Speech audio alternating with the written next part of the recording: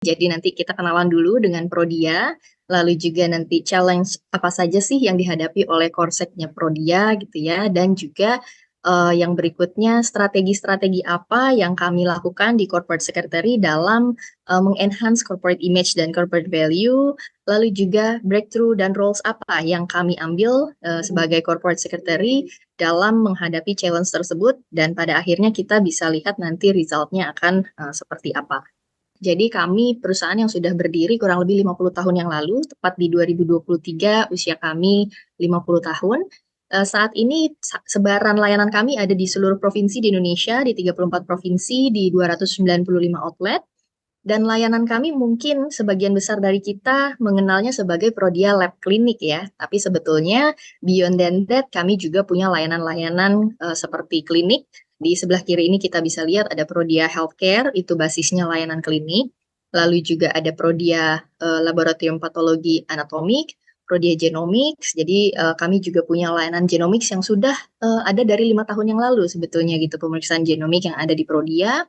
Lalu kita juga punya layanan-layanan khusus bagi children, bagi women's, dan juga bagi senior.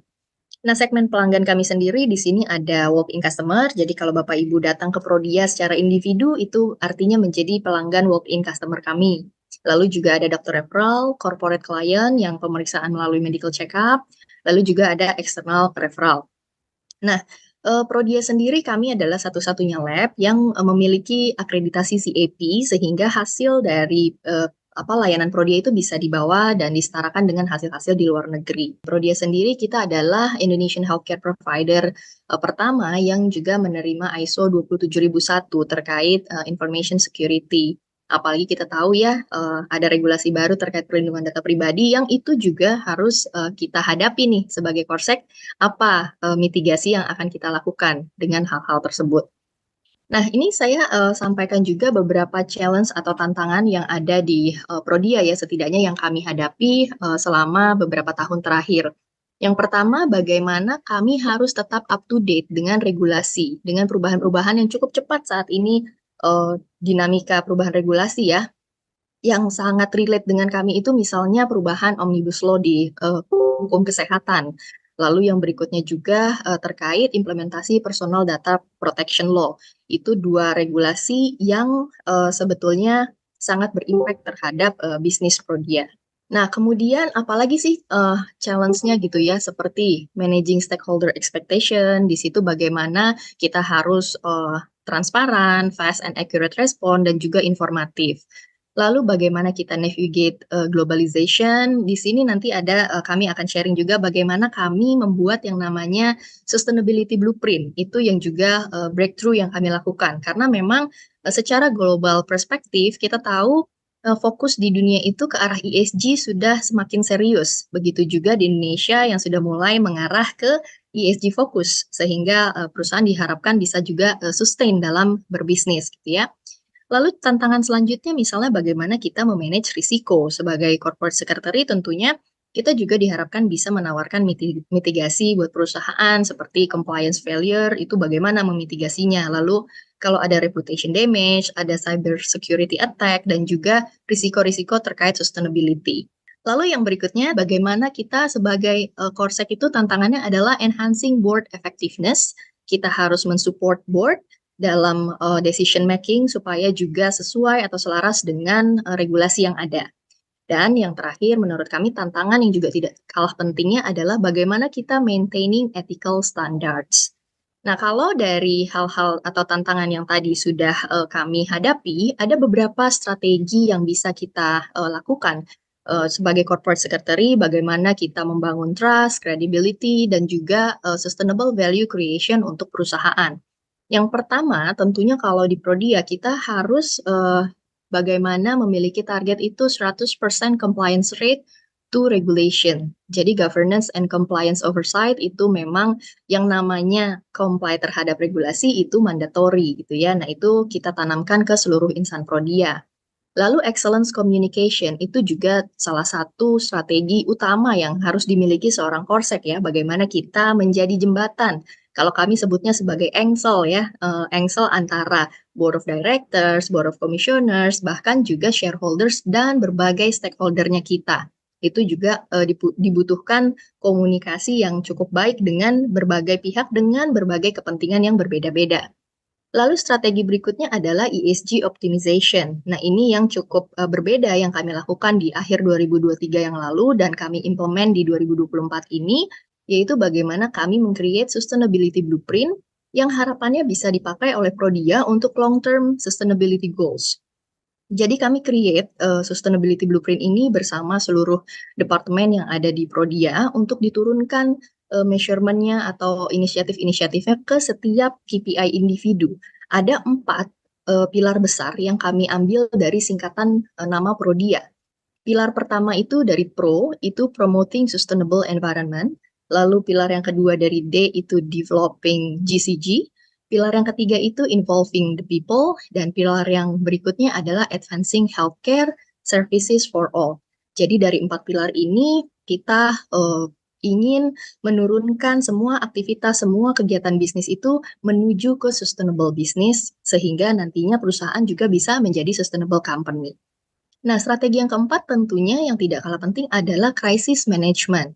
Bagaimana seorang Forsec bisa memberikan atau menjadi jembatan untuk perusahaan, board, dan juga external stakeholders. Nah, ini tuh penting untuk kita mengkoordinasikan bagaimana krisis respon yang baik dan berkoordinasi dengan seluruh lintas fungsi komunikasi yang ada di perusahaan.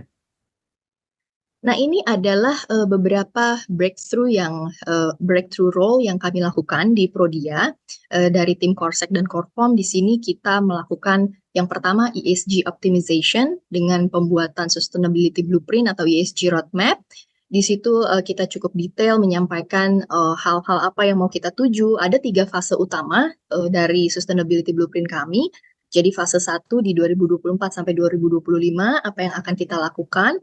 Di sini juga mencakup berbagai hal gitu ya, termasuk bagaimana kita mengontrol penggunaan emisi, penggunaan listrik, hal-hal yang berbau bagaimana kita menjaga sumber daya agar tidak cepat habis, sehingga hal-hal seperti itu juga bisa mendorong sustainable business. Lalu juga enhance ESG culture to stakeholders. Ini tidak hanya ke stakeholders internal, tapi juga ke stakeholder eksternal. Nanti ada beberapa activity contoh yang bisa saya sampaikan di belakang, supaya culture ESG ini terbentuk, ya, termasuk ke para supplier kami. Lalu tematik CSR. Di sini juga kami melaksanakan CSR yang bukan filantropi, tapi CSR yang memang at the end of the day akan kembali lagi ke perusahaan. Ada 2 CSR di tahun 2023 yang kami lakukan cukup besar. Yang pertama adalah free genetic examination for disorders children. Di sini kami berikan secara free untuk 150 anak dengan sebagai penderita ODA langka, jadi orang dengan penyakit langka. Karena kami tahu majority dari anak-anak dengan rare disorder ini biasanya mereka dari keluarga yang kurang mampu. Sementara pemeriksaan ini harganya cukup mahal. Lalu yang berikutnya adalah pemeriksaan screening thalassemia untuk 1.000 anak di Purbalingga. Nah, ini juga kami berikan secara free of charge kepada mereka. Harapannya nanti di 2027 bisa menjadi zero kelahiran thalassemia mayor. Itu.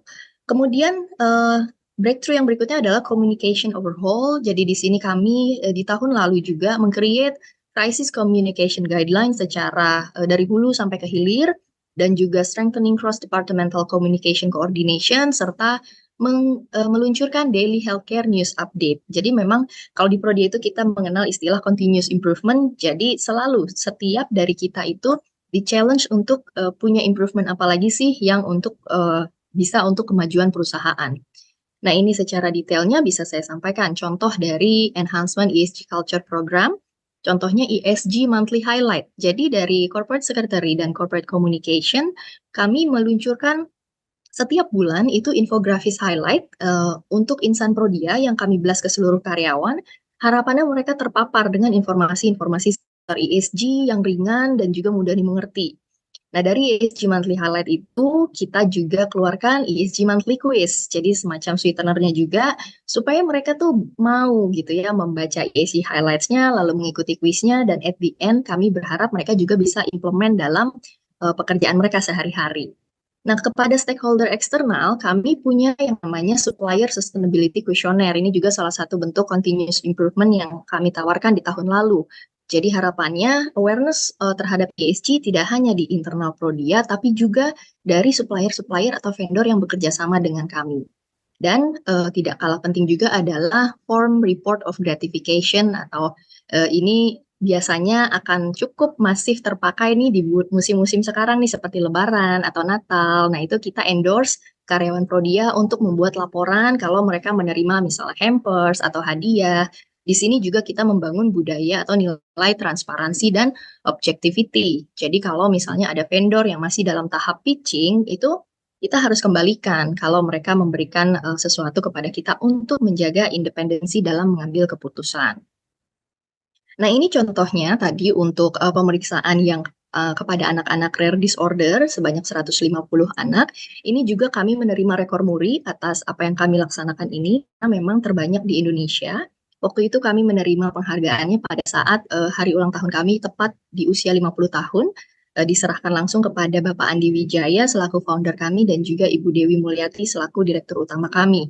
Jadi harapannya dengan membangun healthy paradigm dengan anak-anak rare disease, ini nantinya juga kita bisa membangun basis data untuk Indonesia, karena memang belum ada data untuk rare disease ini untuk Indonesia. Nah, yang berikutnya juga ini terkait pemeriksaan screening thalassemia mayor di Purbalingga yang kami lakukan juga untuk 1.000 anak, tepatnya 1.001 anak waktu itu kami laksanakan. Ini cuplikan kegiatannya.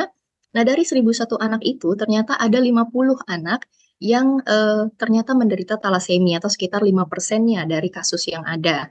Nah, bagaimana supaya kita bisa mencapai zero Mayer thalassemia itu di 2027?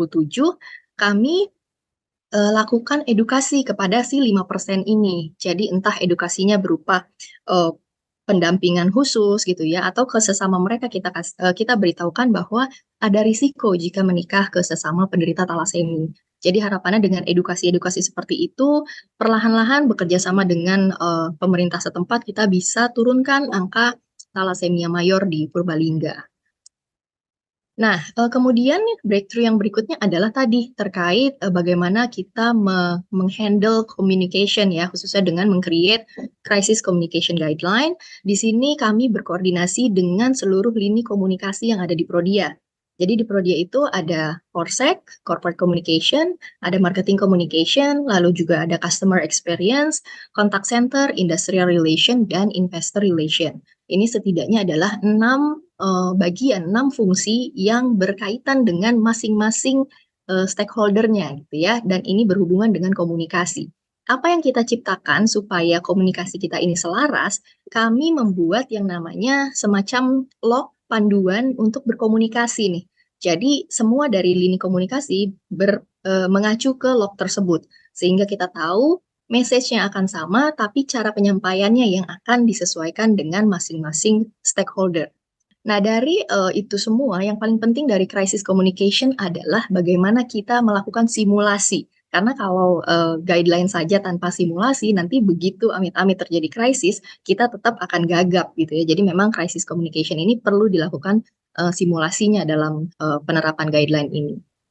Nah, berikutnya ini adalah Daily Healthcare News Update. Ini juga salah satu hal yang breakthrough baru yang kami lakukan. Ini untuk memberikan update kepada teman-teman di Prodia terkait isu-isu healthcare news. Hari ini tuh apa sih? Dan ini setiap hari kita update. Nah, ini juga breakthrough dari hal-hal tersebut biasanya memang yang harus dipastikan adalah measurement-nya. Jadi setiap hal itu harus terukur. Jadi kita tahu hal itu sukses atau tidak gitu ya. Mulai dari improving health of Indonesian, lalu managing highly competitive human resources, dan juga reducing impact to the environment. Ini semuanya kami ukur dan Bapak Ibu sebetulnya juga bisa lihat measurement ini di sustainability report kami. Dan at the end, ini adalah result dashboard dari hal-hal yang tadi kami lakukan. Kami bisa maintain secara compliance dari governance, misalnya di sini rate compliance kita di atas 90% gitu ya untuk segala aspek, tidak ada teguran, tidak ada sanksi, tidak ada denda dari OJK karena kita juga terus pantau regulasi. Lalu dari sisi aspek sosial juga sama, kita punya kolaborasi dengan berbagai institusi kesehatan, kita juga punya yayasan Prodia Education and Research Institute untuk membiayai para peneliti gitu ya, termasuk dokter jika mau S3. Lalu dari aspek, environment juga sama, kita bisa me-manage environment dari sisi medical ataupun non-medical, waste management. Dan harapannya dari semua itu, perusahaan ke depannya akan sustain dengan melakukan breakthrough-breakthrough yang tadi sudah kami sampaikan.